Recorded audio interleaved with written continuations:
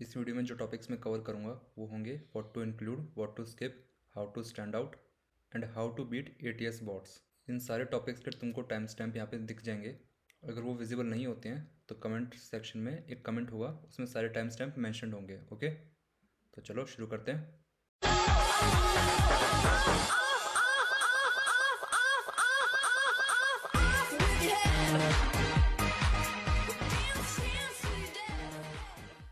Okay, start करते हैं।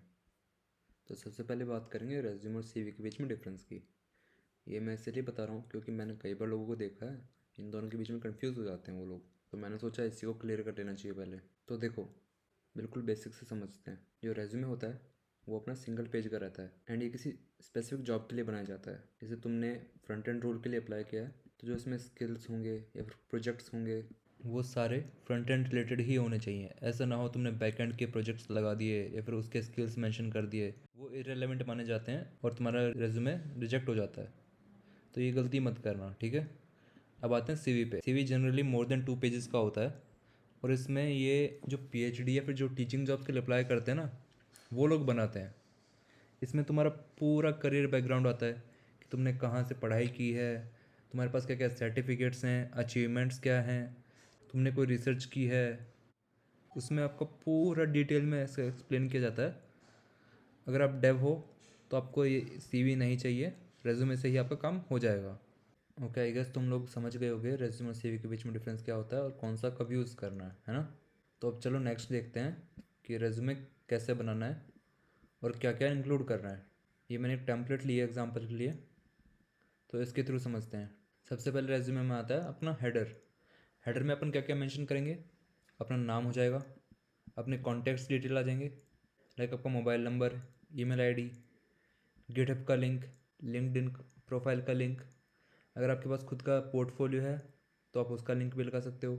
उसके बाद आता है प्रोफाइल समरी। प्रोफाइल समरी 3 से 4 लाइन का इंट्रो होता है आपके बारे में।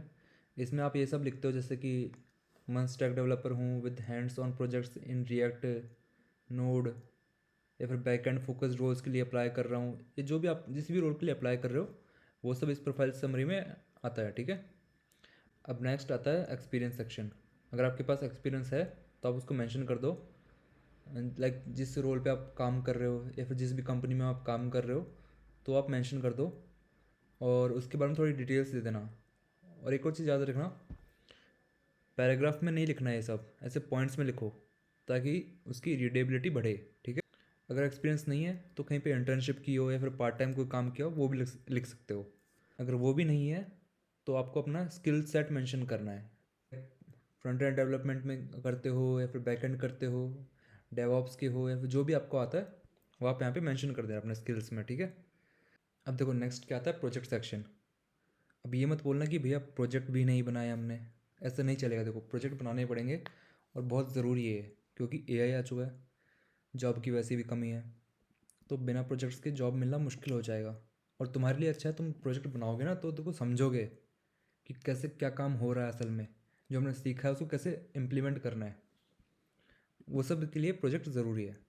अब देखो तुम्हारे को सीखना है फर्स्ट टाइम के लिए, तो तुम क्या कर सकते हो, यूट्यूब पे जाओ, जिस भी चीज़ का प्रोजेक्ट बनाना है उसके रिलेटेड तुम सर्च करो, तो ऑलरेडी कुछ प्रोजेक्ट्स होंगे यूट्यूब पे, वहाँ से देखो, सीखो, फिर खुद से बनाओ।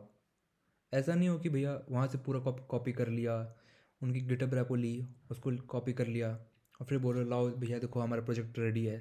ऐसे नहीं चलेगा। इंटरव्यू में जाओगे वो पूछ लेगा भाई कैसे बनाया, तब क्या करोगे, रिजेक्शन ही मिलना है ना। इसलिए खुद से बनाना, सीख के बनाना। अब नेक्स्ट आता है एजुकेशन। इसमें अपना डिग्री, कॉलेज, ईयर, GPA, ये सब आप मेंशन कर सकते हो, ठीक है। और उसके बाद होता है आपके सर्टिफिकेट्स, ऑप्शनल है और रेलिवेंट डालना। जैसे कि तुमने अभी फ्रंट एंड जॉब के लिए अप्लाई किया है तो फ्रंट एंड रिलेटेड ही रेलिवेंट जो सर्टिफिकेट्स हैं उनको ही डालना है। ऐसा ना हो कि साइबर सिक्योरिटी के सर्टिफिकेट डाल रहे हो, उनका कोई मतलब नहीं निकलेगा वहाँ पे, ठीक है। सिर्फ रेलिवेंट सर्टिफिकेट डालना। और सर्टिफिकेट ऐसा ना हो कि भाई तुमने ऐसे बस पैसे दे के ले लिए, आना भी चाहिए तुमको वो काम। अब तक अपन ने क्या देखा, रेज्यूमे में क्या क्या इंक्लूड करना है। अब अपन देखेंगे क्या इंक्लूड नहीं करना। मैंने पर्सनली कई बार तुम लोगों को देखा है, जब भी रेज्यूमे की नीड होती है तुम गूगल पे जाते हो और लिखते हो बेस्ट कैनवा रेज्यूमे टेम्पलेट, और उसमें से फिर जो सबसे सुंदर लग रही होती है ना टेम्पलेट, तुम वो उठाते हो, उसमें एडिट कर देते हो। सोचते हो कि हाँ सुंदर है तो बेहतर है। नहीं भाई, रेज्यूमे में ऐसा नहीं है, मन से ये वहम निकाल दो। तुम्हारा रेज्यूमे रिजेक्ट हो जाएगा, वहाँ पे कोई नहीं देख रहा तुम्हारी टेम्पलेट कितनी सुंदर लगाई है तुमने। वहाँ पे कंपनी क्या करती है, देखो मैं बताता हूँ। कंपनी में होता है एटीएस। अभी एटीएस क्या होता है भैया, ये देखो, एटीएस होता है एप्लीकेशन ट्रैकिंग सिस्टम। ऐसा तो है नहीं तुमने अकेले ने अप्लाई किया कंपनी में। कंपनी में हज़ारों रेज्यूमे आते हैं एक दिन के। किसी भी जॉब के लिए अप्लाई करते हो तुम, वहाँ पे हज़ारों रेज्यूमे और हैं तुम्हारे जैसे। अब कोई बंदा बैठ के वो सारे रेज्यूमे तो देखेगा नहीं, तो वो यूज़ करते हैं एटीएस। वो अपने आप सेलेक्ट करता है रेज्यूमे उनके कीवर्ड के बेसिस पे। लाइक किसी ने बैकएंड जॉब के लिए पोस्टिंग निकाली है लिंक्डइन पे, उनके पास 3,000 रेज्यूमे आ गए। तो अब एटीएस वहाँ पे कीवर्ड्स ढूंढेगा कि लाइक बैकएंड में तुमको क्या क्या चाहिए, पाइथन चाहिए, नोड जेएस चाहिए, ऐसे करके कीवर्ड ढूंढता है इन रेज्यूमे में। तो बेसिकली तुम्हारी टेम्पलेट को देख ही नहीं रहा है, इसलिए आपके रेज्यूमे का एटीएस स्कोर अच्छा होना चाहिए। अब एटीएस के लिए क्या करेंगे भैया, देखो मैं बताता हूँ। मैंने एक पीडीएफ रेडी किया है, इसमें बेस्ट एटीएस फ्रेंडली जो टेम्पलेट्स हैं रेज्यूमे के लिए, उसकी वेबसाइट लिख दी है। और if उसके बाद बनाने के बाद एटीएस स्कोर चेक करने के लिए जो वेबसाइट्स हैं वो भी मेंशन कर दिए हैं। और उसके बाद तुमको अगर जॉब्स ढूंढनी है, अप्लाई करना है जॉब्स में, उनके लिए कौन कौन सी वेबसाइट पे जाना है उनकी लिस्ट भी बना दी है, ठीक है। तो ये मैं तुम्हारे को डिस्क्रिप्शन में डाल दूंगा ये वाली पीडीएफ, वहाँ से तुम देख लेना, ठीक है। वापस आते हैं कि रेज्यूमे में क्या इंक्लूड नहीं करना है। देखो सबसे पहले तो पर्सनल डिटेल्स नहीं डालनी, जैसे कि अपना फादर्स नेम हो गया, मदर्स नेम हो गया। कंपनी को मतलब नहीं है तो आपको भी देना नहीं है, ठीक है। डेट ऑफ बर्थ नहीं डालनी, हॉबीज़ नहीं डालनी, उनको मतलब नहीं है हॉबीज़ से, उनकी कंपनी को उससे फ़ायदा नहीं मिल रहा है, तो ये मत लिखना तुम हॉबीज़ वगैरह, ठीक है। तो समझ गए ना कि रेज्यूमे में क्या क्या नहीं डालना है। अब नेक्स्ट मैं तुमको बताता हूँ एटीएस को पास करने के लिए अपने को क्या क्या करना है। फर्स्ट, जब का फॉर्मेट है उसको सिंपल रखो, लाइक पीडीएफ या फिर word file. Second point, fancy design मत रखो, एटीएस उसको रीड नहीं करता, तो अपने को भी उसमें फालतू मेहनत नहीं करनी है। थर्ड पॉइंट है कीवर्ड्स पे फोकस करो। जो भी आप जॉब के लिए अप्लाई कर रहे हो उसका डिस्क्रिप्शन पढ़ो, उसमें देखो कि उसमें क्या क्या रिक्वायरमेंट्स हैं, उसके हिसाब से अपने रेज्यूमे में कीवर्ड डालो, तो आपके सिलेक्शन के चांसेस इंक्रीज होंगे। फोर्थ पॉइंट है अपने रेज्यूमे में टेबल्स, चार्ट, आइकन्स, ग्राफ्स, इनको अवॉइड करना है, ठीक है। जैसे कि इस रेज्यूमे में ये देखो, अब इसका कोई मतलब नहीं है और इट इज़ रीड ही नहीं कर पाएगा। जैसे कि इसमें देखो विजुअली अच्छा लग रहा है पर एटीएस उसको रीड ही नहीं कर पाएगा, तो वेस्ट ही जाएगा ये। तो ये चारों पॉइंट ध्यान रखना। अब नेक्स्ट तुमको बताता हूँ कि अपने रेज्यूमे को स्टैंड आउट कैसे करवाना है बाकी लोगों से। उसके लिए क्या करो, पहला पॉइंट देखो, हर जॉब के लिए अपने रेज्यूमे को कस्टमाइज़ करो। ऐसा ना हो तुमने एक रेज्यूमे बना लिया, अब वही तुम हर जगह वही भेजे जा रहे हो, देख भी नहीं रहे कि जॉब में क्या मांग रहा है बंदा।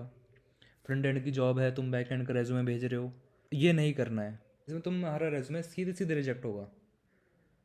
तो पहले जॉब डिस्क्रिप्शन पढ़ो, उसके हिसाब से अपने रेज्यूमे को कस्टमाइज़ करो, फिर सेंड करो। सेकंड पॉइंट, एक्शन वर्ड का यूज़ करो, like built a dashboard, was responsible for UI, ऐसे ऐसे वर्ड का यूज़ करो, उससे तुम्हारा स्कोर बढ़ेगा, चांसेस बढ़ेंगे सिलेक्शन के।